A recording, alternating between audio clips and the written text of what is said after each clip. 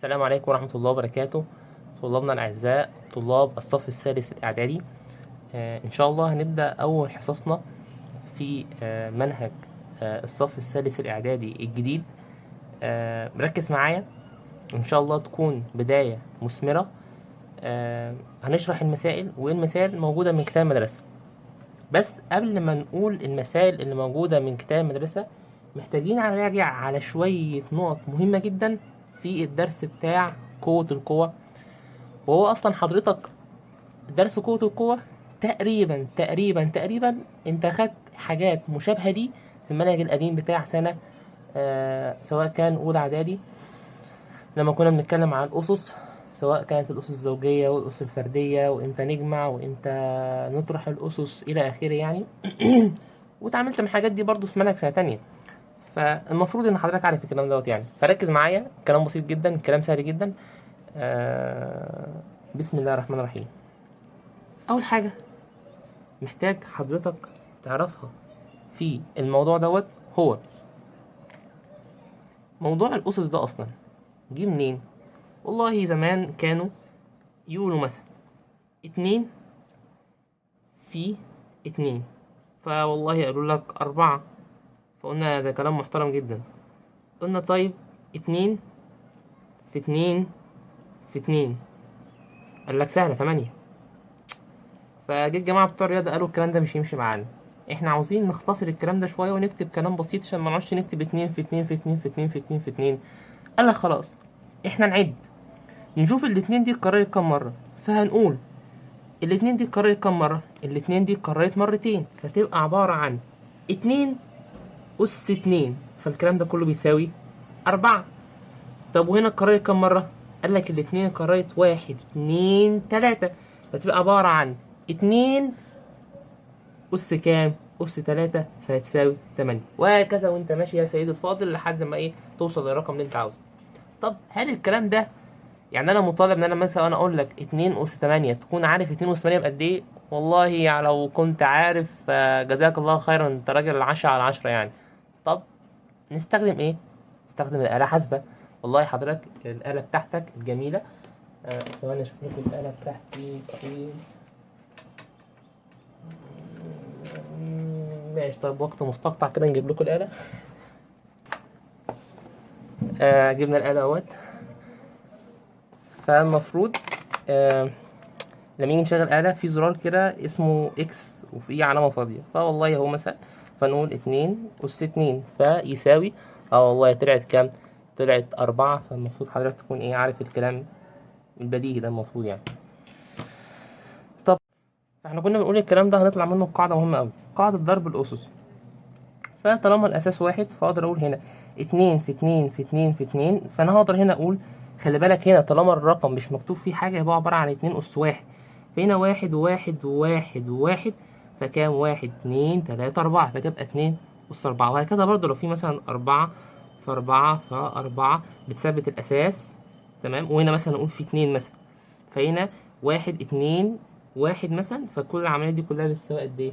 هتساوي 4 أس كام؟ أس 4. وهكذا بقى في بقية العمليات. يعني مثلا لو في 5 مثلا أس 3، في 5 أس 2، فتقول لي والله يثبت الأساس واجمع الأس، خلاص أس 5. ده في حالة ضرب الأس. أما في حالة قسمة في حالة قسمة الأس بس برضو الأساس 1، فكل اللي حضرتك تعمله هتقول لي 2 مثلا أس 2 على 2، دي اسمها صح؟ ثبت الأساس واطرح الأس، فدي عبارة عن 2 ناقص 1 هيساوي قد إيه؟ 2.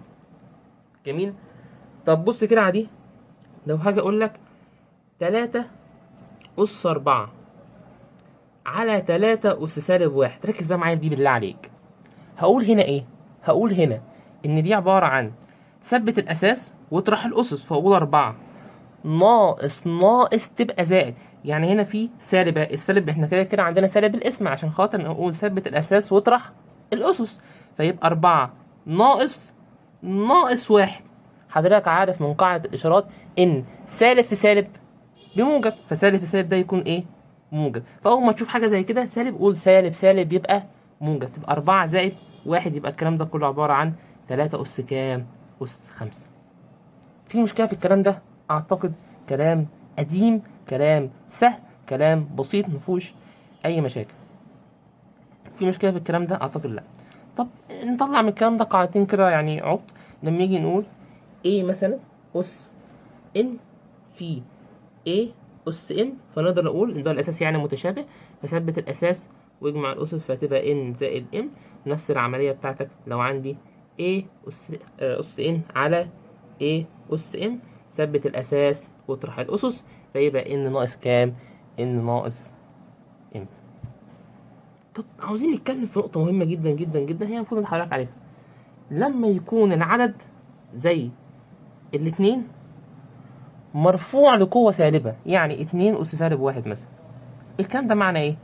والله الكلام ده اتفق الرياضيين فيما بينهم أنه عندما يكون عدد مرفوع لقوة سالبة بنعمل شقلبة. خلي بالك لازم تقول لها زي ما أنا بقولها، الشق تقسمها على مقطعين، شقلبة، فتشقلب، فتبقى عبارة عن كام؟ 1 على الاتنين، واتنين أس إيه؟ أس 1، السالب راح في الشقلبة. طب تعالى مثلا كده هنقول 3 أس سالب 5. طب دي عبارة عن إيه؟ 1 على 3 أس 5، السالب راح في الشقلبة. وحضرتك معاك الآلة حاسبة المحترمة بتاعتك، تفتح الآلة تقول 1 على 3 أس 5 يساوي 1 على 2 4 3، اللي هو 243. دي معلومة مهمة جدا، اللي هو العدد المرفوع لقوة سالبة بيتم شقلبة الرقم. طب آخر حاجة عندنا في القواعد المفروض حضرتك تكون عارفها، هي لما يكون العدد زي الإيه مرفوع لصفر. أي عدد مرفوع لصفر بيكون قيمته بواحد، فده يكون قيمته بواحد. فلو هيدي مثال هنقول مثلا 9 أس صفر هتكون قيمتها بواحد، وهو المطلوب إثباته. كل الكلام اللي اتكلمنا فيه دوت هو كلام فيه الأساسيات المفروض حضرتك أصلا تكون عارفها. طب الدرس أصلا بيتكلم على إيه؟ والله حضرتك الدرس بيتكلم على حاجة اسمها قوة القوة. طب قوة القوة دي معناها إيه؟ والله ده اللي أنا أشرحه ده يعتبر هو ده الدرس بقى فعلا بقى.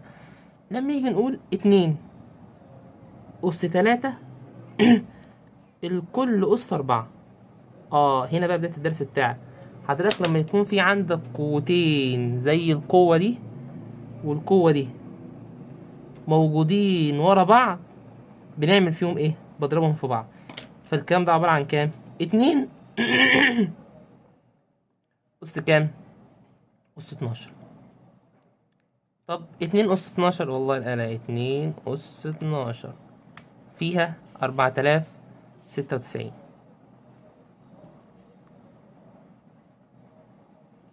صعب الكلام ده يا ولاد؟ أعتقد الكلام سهل خالص. طب مثلا مثال تاني هنقول مثلا 3 أس 2 الكل أس مثلا 2، فهي هتبقى عبارة عن 3 أس كام؟ 3 أس 4.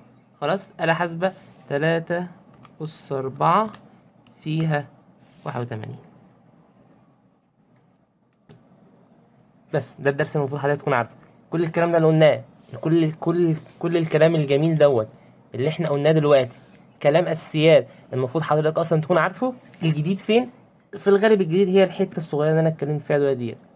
طب عايزين نتكلم على حته هرجع اتكلم تاني فيها في الشرح، عشان انا كنت ماشي على ترتيب كتاب المدرسه، ولكن احنا هنستخدمها في بعض المسائل دلوقتي. زي لما يبقى عندي قوه زي 3 أس 2 الكل أس 2، هعمل ايه في حل المسألة دلوقتي؟ حضرتك هتوزع الأس مرة على البسط ومرة على المقام، فتبقى المسألة حلها عامل ازاي يا فندم؟ المسألة هتبقى عبارة عن 3 أس 2 و2 أس كام؟ أس 2، فهتبقى عبارة عن 9 على 4. تمام. طبعا لو كان في ارقام مثلا جوه زي مثلا 2 و2 فتبقى 2 في 2 ب4 و2 في 2 برضه ب4 او ايا كان بقى الارقام. تمام. وبرضه خلي بالك برضه لو عندك جوه في الحد بتاعك مثلا زي 3 اي اكس اس 2 مثلا الكل اس 4، فتوزع بقى، فتبقى عبارة عن 3 الكل أس 4 في ايه أس 4، وتضرب بقى 4 في 2 فتبقى إكس أس كام؟ أس 8. في مشكلة في الجزئية ديت؟ أنا بالنسبة لي بس أهم حاجة لازم حضرتك تكون عارفها هي الحتة دي الأول. لما بنضرب بنعمل ايه في الأسس؟ لما بنقسم بنعمل ايه في الأسس؟ لما يقابلك عدد مرفوع لقوة سالبة بنعمل ايه فيها اللي هي ديت، ولما يقابلك عدد مرفوع لأس صفر. طب ايه الجديد؟ والله لما يبقى عندك قوتين مضروبين ورا بعض بعمل فيهم ايه؟ ده يعتبر هو الأساسيات وشرح الدرس المفروض أصلا تكون حضرتك عارفهم عشان تقدر تحل تمارين الدرس. ونقول بسم الله الرحمن الرحيم ونبدأ شرح أول تمرين من تمارين الدرس. اختصر كل مما يأتي في أبسط صورة.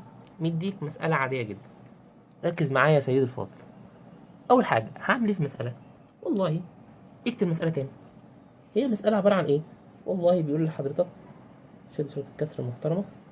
بيقول لك والله 2 أس 11 الكل أس 2 في 2 أس 3 تحت في 2 أس 6 الكل أس 3 في 2 أس 4 بيساوي. احنا اتفقنا مع بعض قيمة دقيقتين لما يكون في قوتين بضرب القوتين في بعض، صح كده؟ صح. 2 في 11 فتبقى عبارة عن كام؟ ب22 في 2 أس 3 وتحت في 2 3 في 6 ب18 في 2 أس 4. هنا بقى ده كده الدرس خلص، ده كده المنهج أو الدرس الأولاني بتاعك خلص.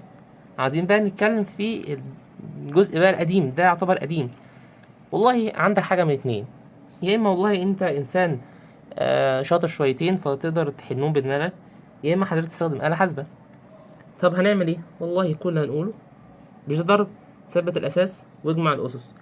22 زائد 3 فيها 25 وتحت 2 18 زائد 4 قد إيه؟ 22 برضه. طب العملية دي عملية إيه؟ اسمها ثبت الأساس واطرح الأسس فهتبقى 25 ناقص 22 فيها 2 أس 3 اللي هي بتساوي 8 وهو المطلوب إثباته. بس موضوع أبسط مما تتخيل، ولكن يفضل ان انت تكمل خطوات المسألة لحد ما توصل مثلا لحد هنا، وممكن من اول خطوة دي تستخدم آلة حاسبة تدخلها على المقدار وتدخل آلة. خلي بالك هو بيقول لك اختصر كل مما ياتي في ابسط صورة، يعني هو عاوز منك خطوات في الحل. يعني حضرتك هو المقدار ده لو دخلت على الآلة 100% هيديك ايه؟ هيديك إجابة، ولكن هو بيقول لك اختصر. ولكن لو جالك في سؤال اختر مش مطالب منك، هو مش عاوز منك خطوات اصلا. فكل اللي حضرتك تعمله تدخل على الآلة يساوي، طلع الناتج، اختار الإجابة الصحيحة، خلصت الدنيا. ولكن طبعا لو في سؤال مقالي مضطر ان انت حضرتك ايه؟ تجاوب. السؤال التاني بيقول لحضرتك اكس اس 2 الكل اس كام؟ اس 3. خلاص حضرتك انت عرفت لما يكون في قوتين ورا بعض تقدر ايه؟ تضربهم في بعض. فوالله هقول 2 في 3 يبقى هنا اكس اس كام؟ اس 6 في اكس اس سالب 1 الكل اس 2، فسالب 1 في 2 بكام؟ بسالب 2 برضه، لان سالب 1 في 2 بسالب 2. وتحت عندك اكس اس سالب 2 في اكس اس سالب 4. ركز بقى معايا في الخطوه دي قوي. اي حاجتين زي بعض تقدر تطيرهم مع بعض، يعني دول كده يقدروا يمشي مع بعض. خلي بالك بختصر بس في عمليه الضرب والقسمه، متبقاش بطيخه وتختصر في الجمع والطرح. عيب عيب، انت طالب في تالتة اعدادي، متخليش حد يضحك عليك. هيساوي ايه اللي اتبقى معاك من الكلام دوت؟ اتبقى معايا اكس اس 6 وتحت فيه اكس اس سالب 4. احنا لسه متكلمين عن نقطة ايه؟ لما يكون عندك رقم مرفوع لقوة سالبة يبقى سالب سالب يبقى زائد، فتقول هنا اكس اس 6 وهنا سالب سالب يبقى زائد 4، يبقى هنا عبارة عن اكس اس كام؟ اس 10، وانتهت المسألة. السؤال اللي بعديه سؤال جميل جدا، سؤال سهل جدا، سؤال صعب جدا. سؤال سهل جدا في حله، سؤال صعب جدا في بدايته فقط. طب هنا بيقول لك ايه؟ 4 أس إكس زائد 2 في 9 أس 3 زائد إكس على 6 باور 2 إكس بلس 3 أس 2 إكس زائد 3 يعني. طب هنعمل ايه في السؤال الجميل دوت؟ والله كل حضرتك تقدر تعمله، هتقول ايه العلاقة اللي انا ممكن استخدمها او بتبسيط اقدر استخدمه عشان اخلي الارقام زي بعض. لو انت حضرتك يعني انسان شواف بتشوفه لك عين تبصر وقلب يفهم وقلب مطمئن، هتكتشف ان معظم الارقام اللي كنا بنستخدمها هي حاجات زي بعض، 2 اكس اكس اكس اكس هكذا يعني. طب هنا العملية مختلفة شوية، هنا عندك 4 و9 و6. ايه وجه العلاقة بين هذه الارقام الجميلة المحترمة؟ والله لو انت انسان شواف هتكتشف ان الاربعة دي اصلا في الاساس عبارة عن 2 أس 2، صح؟ افتح قوس محترم واكتب جوه اكس زائد 2. اخليت بالمعنى؟ لم اخل بالمعنى، لان 2 أس 2 اصلا ب4 اللي هي مكتوبة لك في المسألة. طب وال9؟ والله حضرتك 9 برضه عبارة عن 3 أس 2، الكل أس 3 زائد إكس. أخلينا بالمعنى؟ والله لم نخل بالمعنى، نفس القيم. طب الستة ليها الستة ليها طريقين. الطريق الأول إن أنت تكتب 1 في 6، وده طبعا طريق عبيط أوي لو حد كتبه، لأن مش هتعرف تحل المسألة برضه. والطريق التاني، هو طريق 2 في 3. فهتقول تحت دي عبارة عن 2 في 3 الكل أس 2 إكس زائد 3. هنا بقى تقدر تحل فعلا. هيساوي، استخدم بقى قاعدة الضرب بتاعك، اضرب دي في دي، فيلا. فهتقول 2، خلي بالك ان انا هوزع، يعني اقول 2 في اكس عبارة عن 2 إكس زائد 2 في 2 ب4، صح؟ اكيد صح يعني. في هنا برضو نفس العملية، 3 أس 2 في 3 ب6، 2 في إكس ب2 إكس. تمام. طب عزيزي الطالب، انت المفروض تكون عارف المعلومة دي اصلا. عملية توزيع لما نيجي نوزع مقدار جبري، يعني مثلا لما اجي اقول لحضرتك 2 في اكس زائد 1، حضرتك بتوزع الأول في الأول، الأول في التاني. فاتنين في اكس عبارة عن 2 إكس، واتنين في 1 ب2. تمام. ده خلي بالك غير لما بنضرب حدين في حدين، مقدارين في مقدارين. المفروض يعني الكلام ده كله ان شاء الله يعني ممكن نقوله في الفيديوهات الجايه ان شاء الله يعني. خلاص. طب وتحت؟ تحت بقى حضرتك هتوزع المقدار ده كله مره هنا ومره هنا، فدي تبقى عباره عن 2 أس 2 إكس زائد 3، وتحت عباره عن 3 أس 2 إكس زائد 3. يجي طالب بطيخه يقول لي ايوه احنا لسه الحركه دي عاملينها فوق، كانت اكس وسالب 2، ممكن 2 و2 اهي ممكن نختصر مع بعض 2 اكس و2 اكس. اقول لك احذر، احترس، قف مكانك، ده هنا 4 وهنا 3 يبقى مش زي بعض، اياك ان تختصم، ما تبقاش طالب بطيخه يعني. خلاص احنا هنستخدم الاثنين دول كده مع بعض، والاثنين دول كده ايه مع بعض. بس يا سيدي هنقول يساوي ثبت الاساس اطرح الاسس، يعني 2 إكس. خلي بالك بقى في موضوع طرح الاسس ده عشان مهم قوي، عشان في طلبه بطيخه تتلخبط في الموضوع ده. احنا دلوقتي هنقول 2 إكس زائد 4. خلي بالك موضوع الطرح هي فيه سالب، إشارة السالب هتوزع على المقدار اللي بعديه. بمعنى احنا نقول ناقص دلوقتي، صح كده؟ أنا بحب أفتح قوس كده شكله غريب عشان أقدر أميز الموضوع ده. 2 إكس زائد 3، اقفل القوس. علامة السالب دي لما تيجي تتوزع على المقدار اللي بعديه هتغير إشارة المقدار، يعني سالب في موجب تبقى بسالب، وسالب في موجب هتبقى بسالب. خلي بالك الناس بتلخبط في حل هذه الأسئلة. يعني المفروض أنا معايا أستيكة بقى، أمسح بقى، نشطب. فهنقول سالب 2 إكس ناقص 3 إكس. هي كانت زائد بس لقيتها ناقص، ليه؟ عشان في سالب اتوزع على المقدار اللي بعديه يعني. هنا عدده مع قوسه راحوا مع بعض بصفر. 4 ناقص 3 فيها كام؟ فيها 1. الكلام ده فيه امسك الاثنين دول مع بعض برضو، هتقول 3 أس 6 زائد 2 إكس. هتستخدم نفس الكلام، في سالب هتوزع، فهتبقى سالب 2 إكس ناقص كام؟ ناقص 3. حضرتك بقى عرفت جت منين؟ عادوا مع القوس راح مع بعض بصفر. 6 ناقص 3 فيها كام؟ فيها 3. إن قلنا هنا في 2 أس 1 عشان 4 ناقص 6 فيها الواحد. الكلام ده كله مضروب فيه 3 أس 6 ناقص 3 فيها 3. 3 أس 3 بقد إيه؟ 27. يبقى 2 في 27، 2 في 7 ب14، 1 5 54، وهو المطلوب اثباته. تعال نتكلم في النقطة اللي بعديها، هو حاصل ضرب قوتين وحاصل اسم قوتين.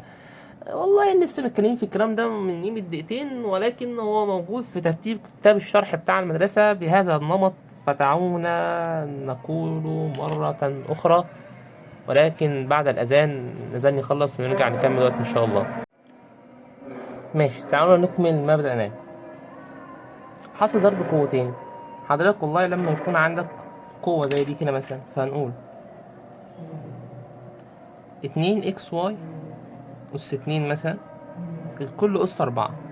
هتعمل ايه؟ هتوزع، فهتبقى عبارة عن 2 الكل أس 4 خلاص، في x أس 4 في y أس جدع y أس 8. شيل 2 في 4 ب8. في مشكلة أظن كان نفهم دي قبل كده أصلا من شوية، بس بنعرضها تاني. برضه نفس الموضوع، لما يكون عندك 3 a x 2 a b الكل أس y مثلا زائد x. خلاص، هتوزع برضه نفس الموضوع، هتوزع ده هنا وتوزع ده هنا، بعد كده تستخدم عملية الايه؟ تستخدم عملية القسم، يعني هتبقى عاملة كده بالظبط 3 ax الكل أس y زائد x، وتحت فيه 2 ab الكل ايه؟ أس y بلس x y زائد x. يعني ده باختصار شديد، واحنا اتكلمنا فيه مرة قبل كده، ولكن باب العلم بالشيبة يعني محدش خد باله مثلا. تمرين رقم 2، اختصر كل مما يأتي في أبسط صورة. ركز معايا يا سيدي الفاضل. أول حاجة احنا قلنا ده عملية ضرب، هنوزع يعني هنوزع ده على المقدار اللي جوه، فتبقى عاملة كده بالظبط. هتبقى عبارة عن سالب 2 الكل أس 3 مضروبة في إكس أس 2 الكل أس 3 في واي الكل أس كام؟ 3. خلاص، الكلام ده كله مضروب فيه.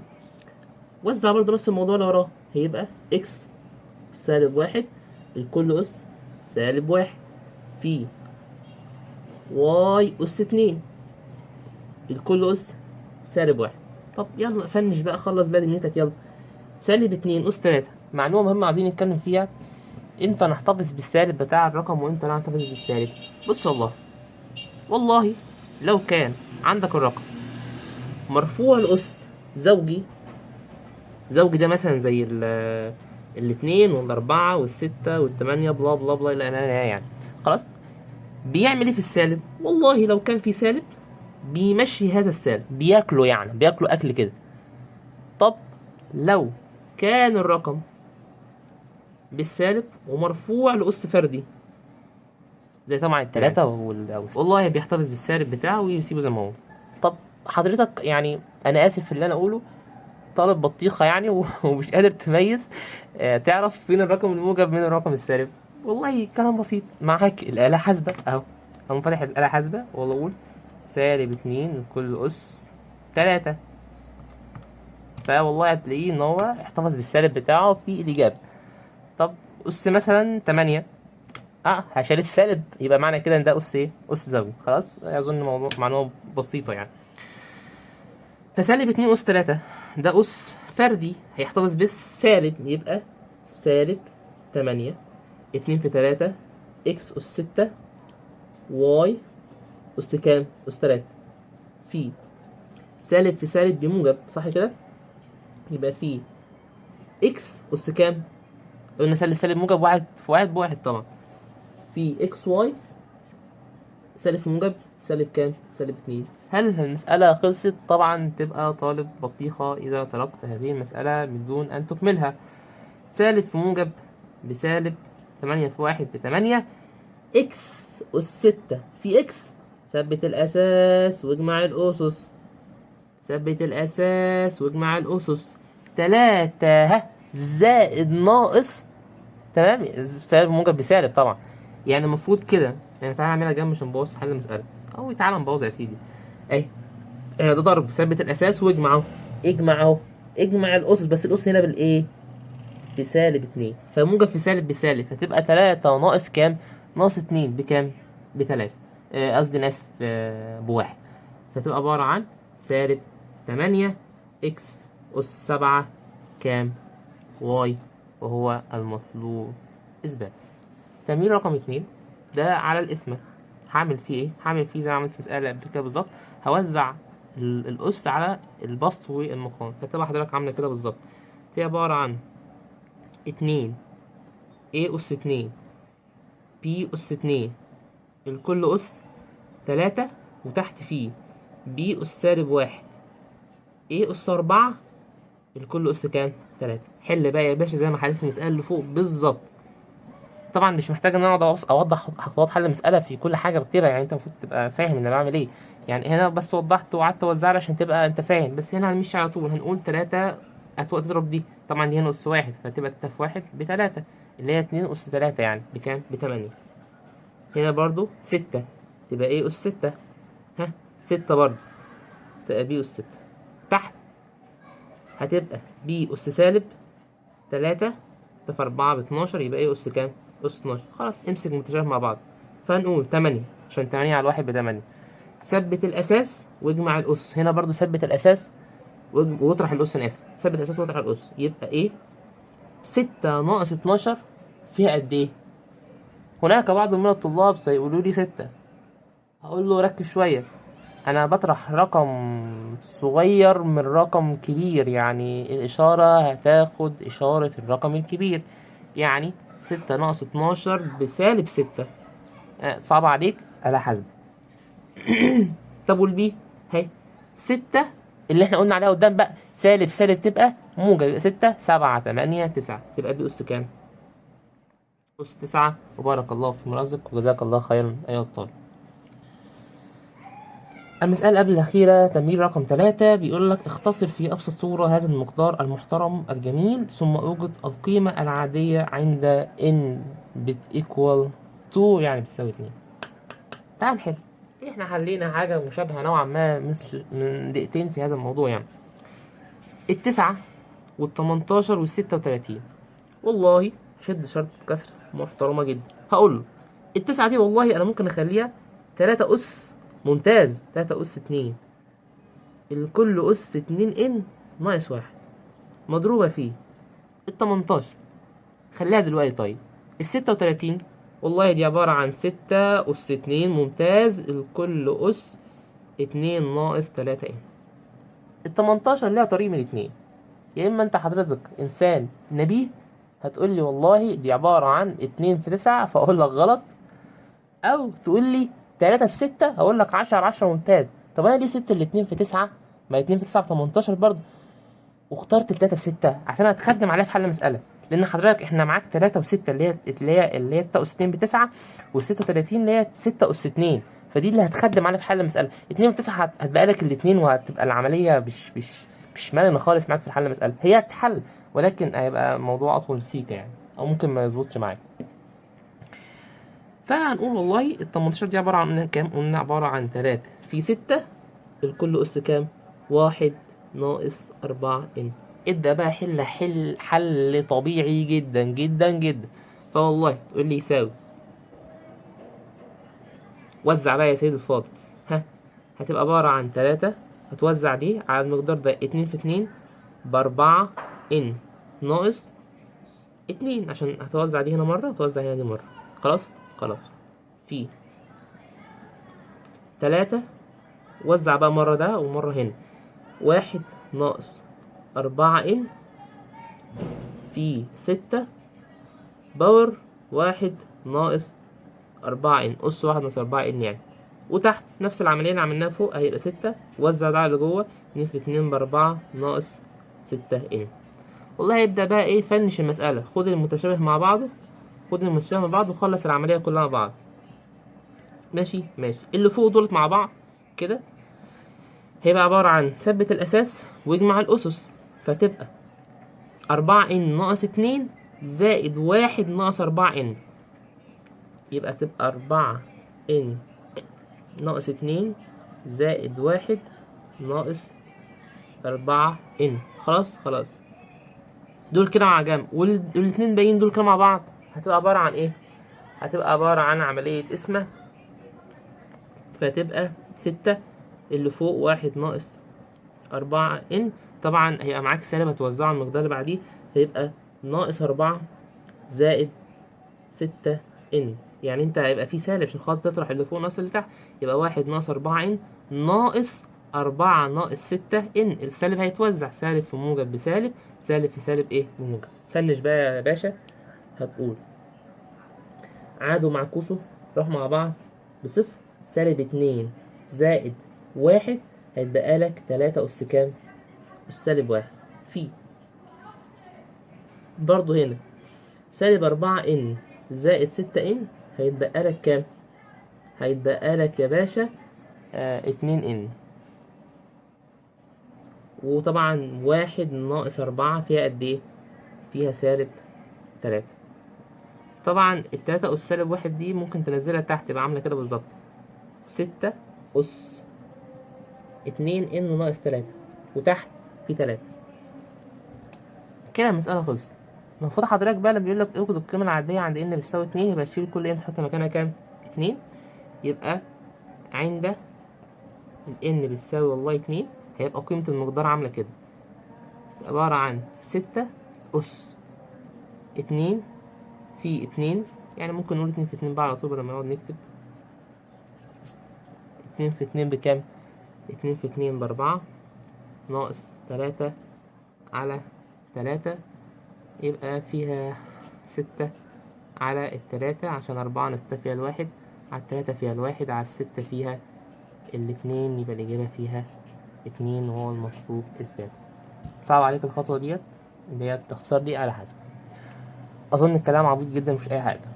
تعال نخش على آخر تمرين معانا، وبيقول لك اوجد مساحة المربع الذي طول ضلعه 3a أس 2 x أس 3 في أبسط صورة.